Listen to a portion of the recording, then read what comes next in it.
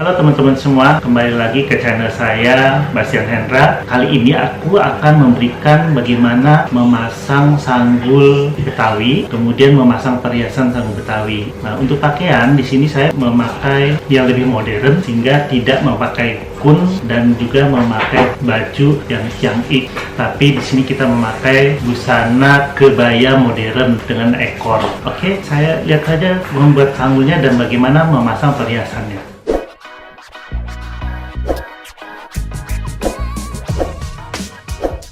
Pertama-tama rambut kita bagi dua, di daerah top kita ambil dulu lingkaran, setelah itu kita ikat.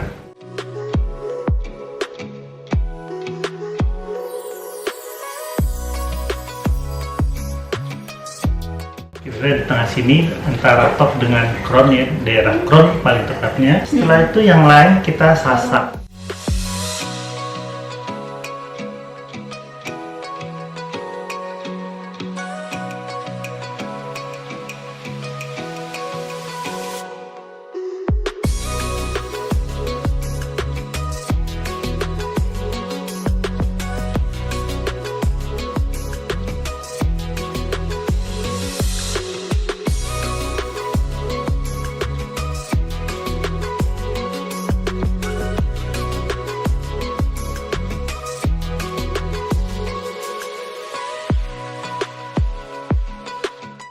Setelah kita sasak bagian depan, kita rapikan ke belakang.